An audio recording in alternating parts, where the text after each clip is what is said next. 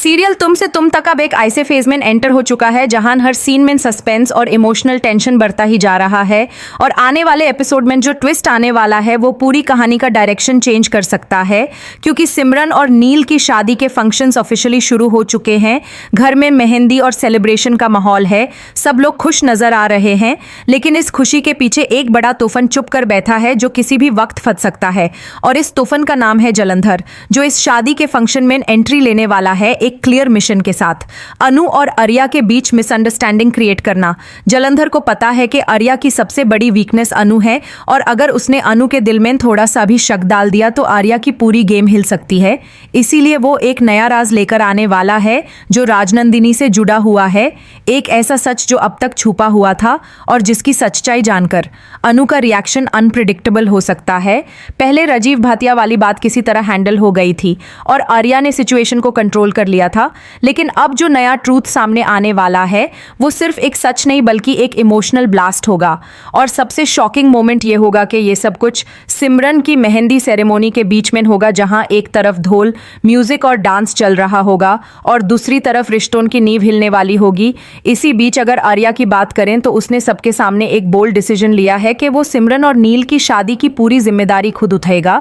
उसका ये स्टेप सबको हैरान कर देता है, क्योंकि किसी ने एक्सपेक्ट नहीं किया था कि आर्या इतना बड़ा रिस्पॉन्सिबिलिटी लेगा, लेकिन आर्या का कैरेक्टर ही ऐसा है कि वो जो डिसाइड करता है उससे पूरा करता है और इसी डिटर्मिनेशन के साथ वो राजनी को भी अपनी साइड ले आता है।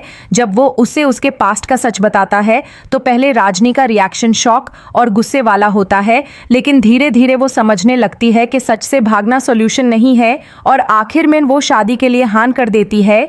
इसके बाद आर्या फुल प्लानिंग मोड में आ जाता है और शादी की हर डिटेल पर्सनली हैंडल करने लगता है।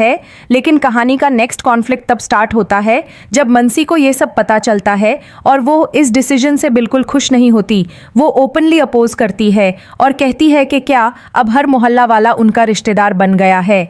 उसकी बात को हर्ष भी सपोर्ट करता है और सिचुएशन को और कॉम्प्लिकेटेड बना देता है, लेकिन तभी आर्या वहां आता है और अपनी काम लेकिन स्ट्रॉन्ग टोन में सबको जवाब देता है कि रिश्तों का मतलब सिर्फ खून का नहीं होता और अगर नील को तुमने खुद अपना रिश्तेदार माना है तो फिर उसकी शादी में प्रॉब्लम क्यों।